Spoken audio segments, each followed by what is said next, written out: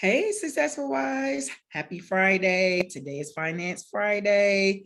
So, we are going to be talking to our financial consultant, Rose Luke. Hey. So, Hey, yeah, how you doing? Welcome back, Rose. thank Um, you, thank you. yeah, so today we're talking about credit, but we're talking about how can we protect our credit. There's so many games out here, Yes, so yes. much fraud, so many scammers out here, So we want to talk today about what does that look like protecting your credit. But first, we want to talk about Rose. Tell us real simple, what is credit? What's credit? And name the types of credit. Oh, wow. Credit is a lot of different definitions that people have in their minds, but really the simple definition of credit is money borrowed to you or lended to you up to a certain limit that you can charge or use and have to pay back. So really it's a loan, you're a borrower, just simple transaction in that case. The different types of credit, there are three main types. There's the revolving line of credit, which is a normal credit card, your Visa, your MasterCard, right? And then the second one is an installment loan that can be a home mortgage loan, an auto loan, right? And Right. another one that people really don't think is a type of credit is a service credit. Service credit. Service credit, right? So do you pay a light bill? Yes, of Do you course. pay do you pay a gas bill? No. All electric here, honey. All electric. Okay, All, well, it could be an electric bill, it could be a water bill, it could be a utility bill. yes, Any utility. of those that are of service that you have to pay a bill at the end of the month pretty much is a credit, Okay. Okay. right? All Because right. you never realize you accrue a certain amount and they charge you per wattage, usage, gallon, and that is a type of credit. Just the way people, credit cards charge up transactions, it's pretty much the same thing. And you kind of have to get in your mind, oh, wow, I use this amount of electricity every month, so I have to pay back this amount of money every month. Oh, wow. That's I never looked at it like that. So when my bill is fluctuating, like this month it was 189, last month it was 146. Mhm. So I would like to get it back down to like when I first moved in here, when you Right. first move into a place, it's like, oh, my light bill $70. What? And over time is 112, 124, 140. Yeah. Mhm. 189. So how can I get that service credit to go down? No, turn off the Well, light. I mean, it's just like budgeting and saving. How do you Yeah. save on your light bill? You turn off the ones that you're not using. You change out your light bulbs. You get energy efficient appliances and just things like that to help aid you. Just the way you use a savings account to save money and you budget and you use, a budget to help you save within your finances. It's just you kind of have to switch your mindset on that and being more mindful of how you're using it. Yes, and the energy light bulbs. So the apartment home that I live in, that's all they use. So we can't even buy our own light bulbs. If Oh, the light wow. bulb, yeah, if the light bulb goes out, we have to call maintenance to come and change the light bulbs because they use those and they want it to be consistent throughout the complex. So There you go. I'm oh, sure they're trying to save power on the grid. So yeah, just in case anything goes wrong, that, they're not coming out so much out of pocket. yep, absolutely. Okay, so then give us five, just some steps towards having a better credit. What does that look like? Well, talking about looking, the first way I can tell you is get a very good look into your credit. A lot of people are scared to look at their credit score, but really you have to get a credit report check it really closely and you get to see if there's any errors on it. Now, the errors you look for, those are any incorrect mailing addresses, old phone numbers, old places of employment, indications of identity theft, which is very important, Yes. right? Yeah. That's happened to me. I got a credit card mailed to me and I was like, I never applied to this for this credit card.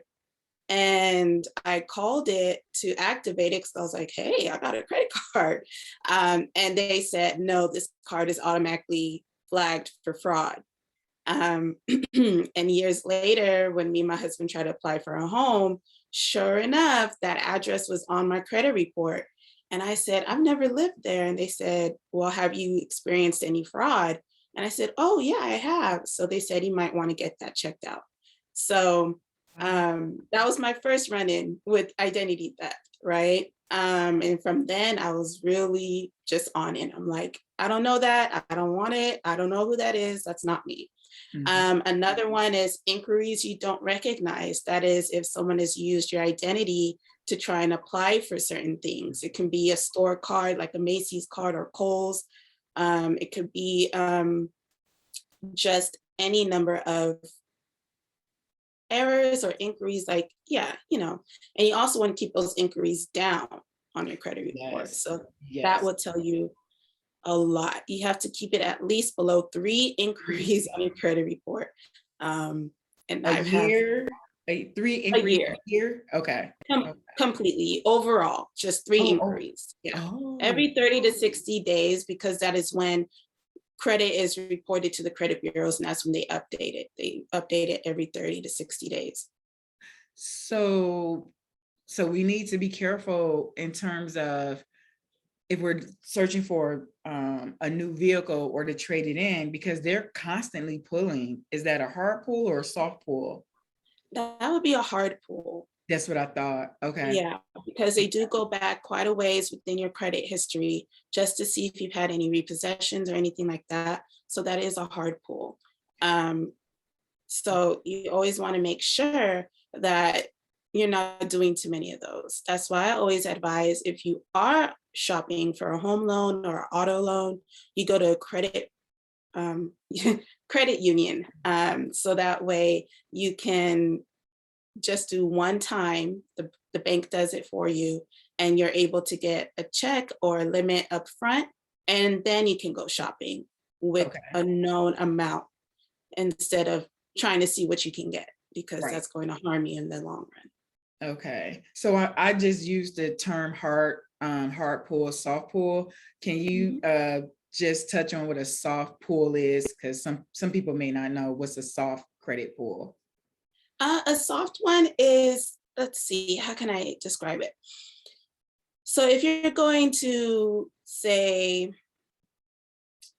you want to apply for a Kohl's card, and, when you go up to the cashiers and they say, would you like to apply for a card to get 10% off today? Which is what you're not supposed to do, right? But a lot of people do it. And they say, oh yeah, sure, I want 10% off, but that 10% is going to cost you a soft pull. And that is also an inquiry. So it doesn't matter if it's a soft or hard pull, the inquiries also, are going to at least cost you a point on your credit report. Okay. Any more steps? Yes. So that's one step, right? That was very in-depth. The second step is, once you see what's on your credit report, now it's time to right those wrongs. Whatever is incorrect, whatever is wrong, now you have the steps to really fix it, right? So no avoiding it. Now you are able to dispute them. And a way to dispute them is to get with a reputable credit repair agency, because a lot of people try and do it on their own, but legally there are ways and loopholes that we don't know about, that our companies can take care of. So dispute those, right? And get those errors off of your report. So that's step 2. Another step 3, is identify the problem areas. So if you are having a hard time managing credit, right? Everyone's like, oh my God, how do I deal with my credit? You kind of just look at how you are managing paying your bills, because really late payments are part of your credit score.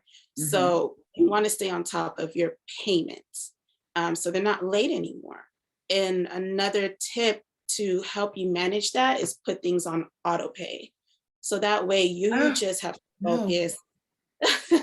I need I know that's a dreadful thing, but you just have I to need my focus grace. on.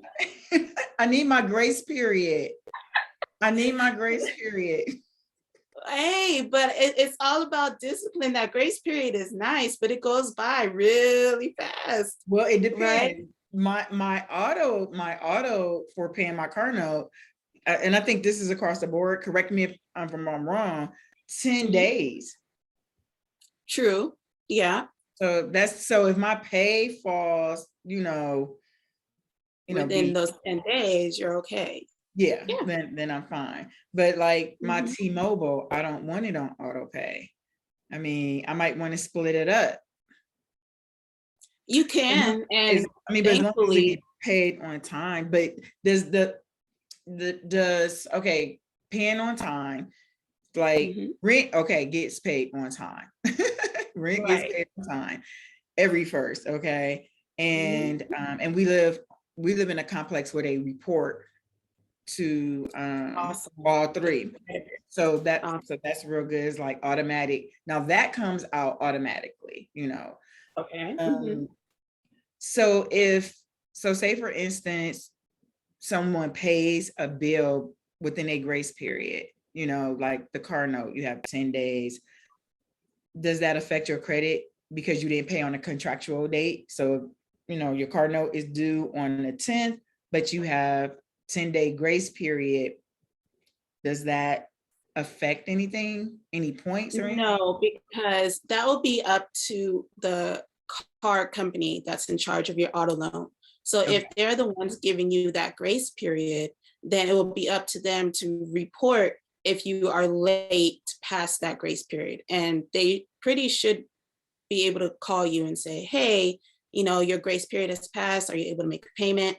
And then they have 30 days to report any late payments to the credit bureaus. So Okay. um, technically, that's kind of a grace period, but you don't want to fall into the habit of that because then you're starting to play catch up. So, Exactly. Yeah. right. So having things on auto pay, right, and being in control of when that auto pay comes out. Say if you get paid on the 10th, you tell that company, hey, can I move my payment date to the 10th and then set it up for auto pay?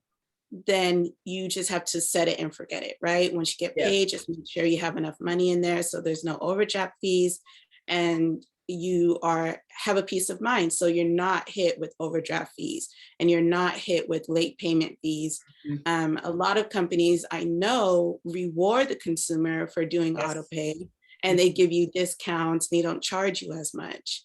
The reason why they do charge people as much is because people don't use autopay, right? And then they start Right. covering late fees and everything like that just to make up the cost. Nickel and diming, I like to call it, but autopay puts you in control and brings down your late payments, and that counts for 35% of your credit score. That's a Now, that it's is a a lot. lot when you look at it. It's a lot. The big picture of it, that's a lot. That's a lot. When you look So at the imagine that can keep you 100 points away from a goal that you're just trying to hit. So if you're at a 647 and you're like, man, how can I raise my credit score?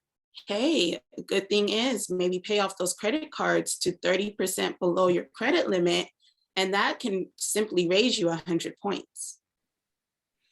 you know what? I am because there are certain things that I do have on auto pay, of course, like the rent and Hulu and all these other things, but I just had an aha moment.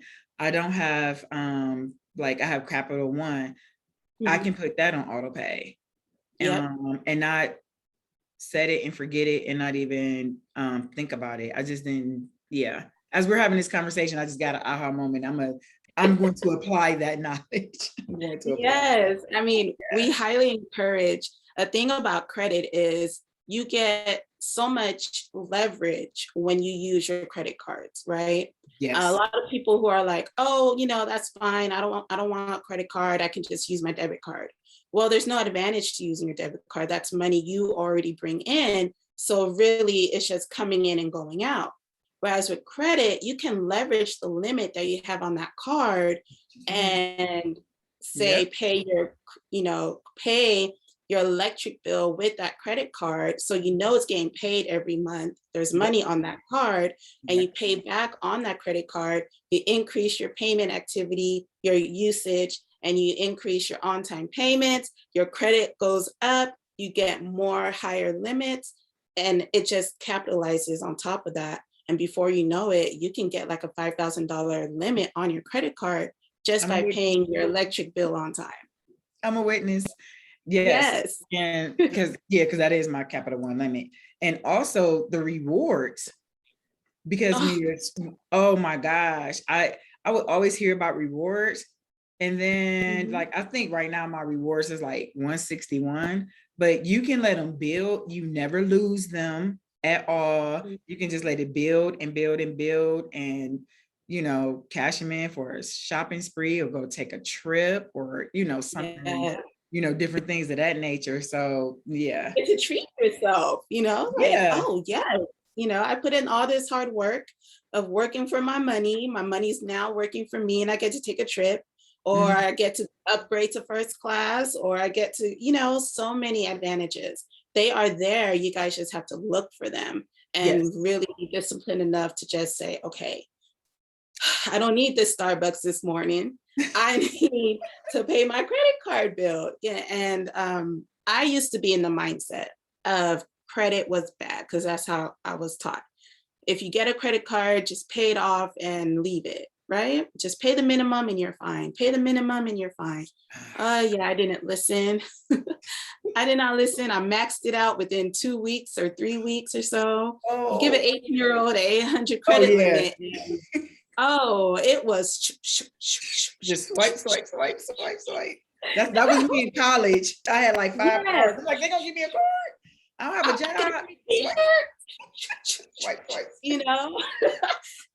It was all bad. But man, how many 20, Lord, I'm telling my age.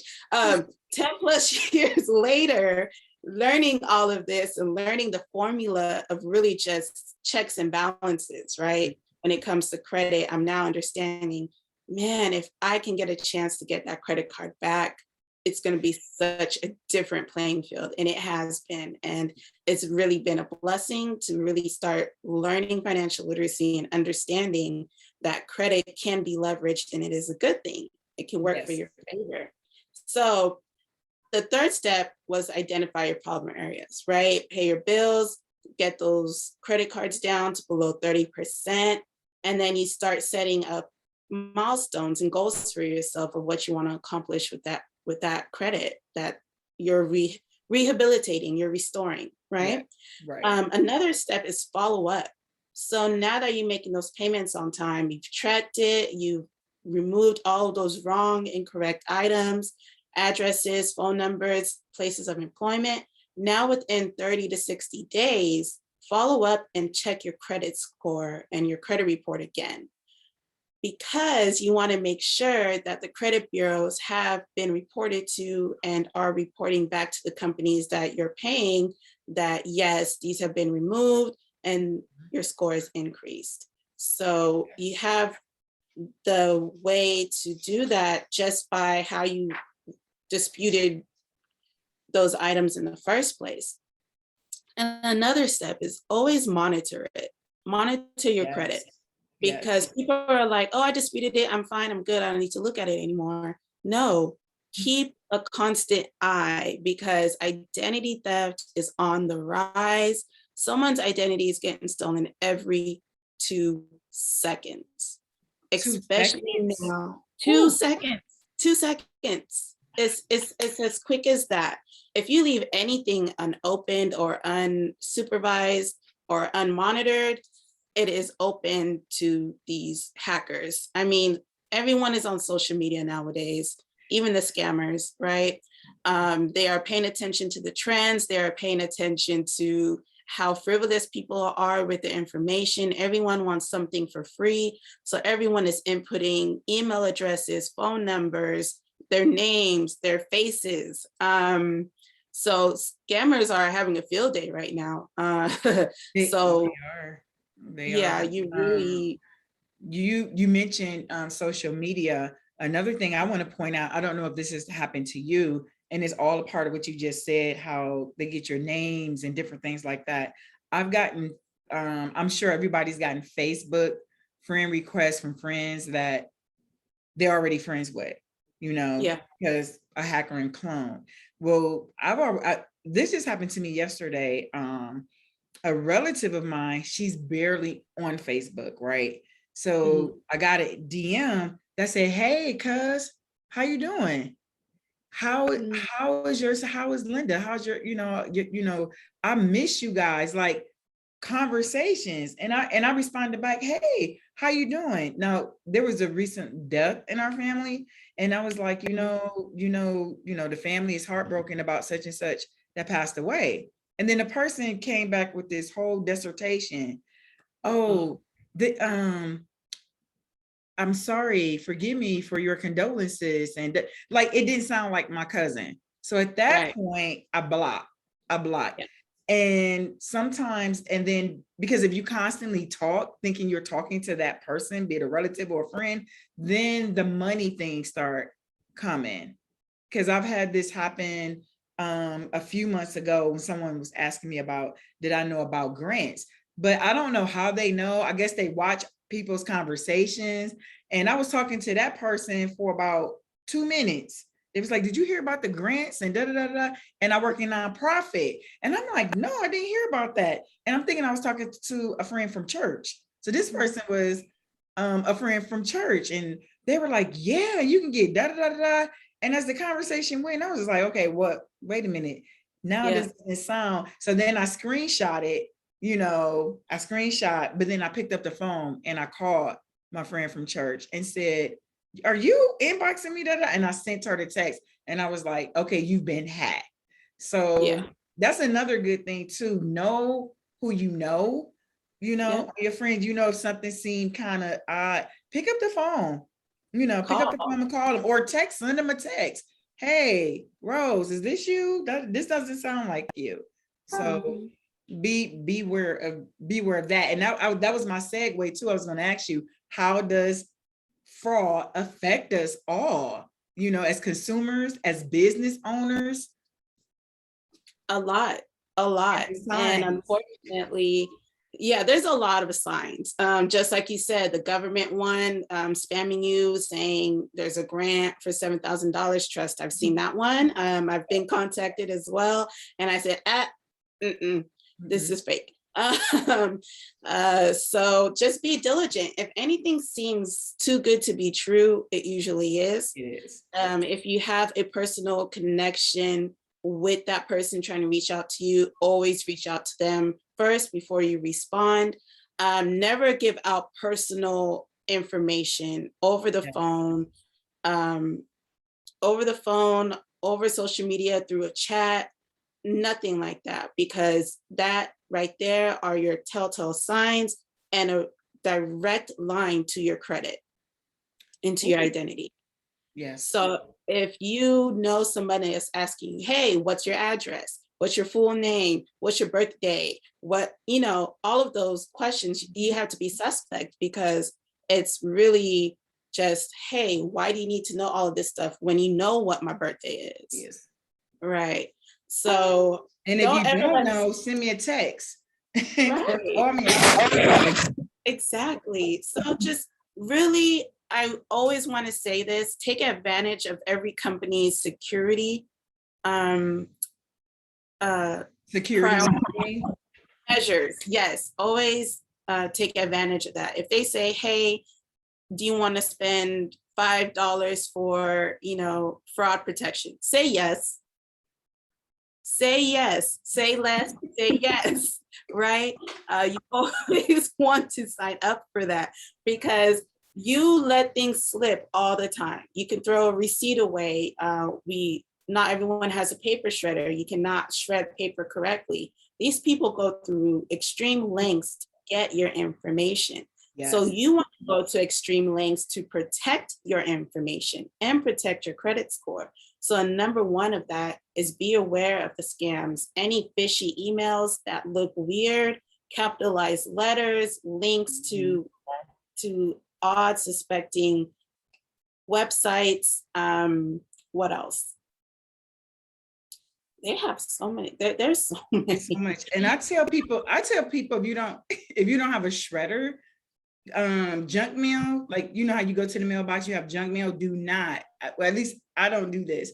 When I go to the mailbox, junk mail, I don't throw it in the dump. They have a trash can. I bring it back home. And I do have a shredder and I shred it. Or if you don't have a shredder, use scissors. I mean, it might take 2 or 3 minutes, but to me, back in the day, people would have thought that was being paranoid, but no, because in junk mail, you have all these different offers, from the credit company and different things like that. And it has your name, your address, it has all of that on there. So you want to destroy all of it. Yep. I mean, a good tip, if you live out in the country, get a metal can and burn. Paper burns, so burn it. Burn, baby, burn. Burn, baby, burn. Paper, burn it. Burn it. Burn it. I have relatives that do that. They burn all their junk mail or mail that they don't need anymore. And I'm like, that is a good idea. But I live in the city and I can't do that. So a fact, if you go to a UPS store, they have shredding services. It might be a little extra, but they do. That's another layer of protection for your identity. So so like I said, take advantage of any identity theft protection programs out there, any extra layer of security you can get your hands on, because once you're locked up tight, hackers can't get to you. Or if they know, the tricks of the trade, they'll move on to someone else. But every 2 seconds, someone's identity is stolen. Okay, well, as a wrap-up question, as we wrap up, how can our listeners, our viewers, protect themselves? Tell them about your services and how you can help protect their credit. Of course. Well, from the beginning of our conversation, our company, which is United Wealth Education and United Education, oh my God, I just blinked. Hold on, rewind. Our company offers a full service program that offers 12 services. So if you need a credit card, a secured card, we can offer you that. If you need credit monitoring, right? I said to always monitor your credit. We offer that. We offer credit restoration, which disputes all of those negative items on your credit report. We offer identity monitoring and identity protection up to $1 million. So if something does happen, if you do get hacked, if they do steal money out of your bank account, you are covered, right? And offer a monthly fee, a membership fee. Just like if you're paying AAA for insurance for your car, this is like paying insurance for your credit, right? You have a whole corporate office that does all of the hard work for you. They take you step by step. You have a financial consultant like myself that can help you through the process. It is such a user-friendly service and program that really you'll just be like, I can budget on here, I can save on here, I can create my living will and trust on here, I can teach my kids financial literacy on here. It's so many gems and so much information that we provide for our customers that we really are on the rise to becoming one of the greatest companies out there. That's awesome. Let everyone know how they can get in touch with you. Yes, so you can find me on Facebook, Rosaline Luke. My business page is Cents, CENTS, to sense, like common sense, financial wellness with Rosaline Liu, as well as on IG, LR Financial Group. And where else am I at? LinkedIn and TikTok. My TikTok is mostly for fun, but I do throw in some credit tips and, you know, some fun things in there as well. Oh my gosh. I have a TikTok account, but I haven't made a TikTok. So you can help me make my first TikTok. Yeah, you can help me make my first TikTok. Okay, I'll help you do that, I think. Yes. Well, it has been a pleasure, Rose. It has been a pleasure.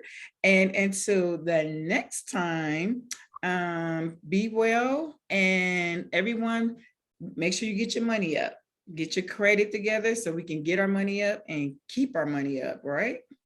2022, it's no time to be broke no more. No more excuses. We gotta get the bag. We gotta get the bag, right? Yeah. So Yeah, thank you. absolutely. Absolutely. It's too much information. It's too much information out here now. But meet us back here next time, next Friday. Right. All right. Well, thank you, Rose. We appreciate you. Be blessed. And thank you guys for coming on, and drop your comments below and check out Rose so she can help you get your money up and keep your money up. So until the next time, I'm DC Constant. And remember, you define your own success, Successful Wives. Bye-bye. Bye.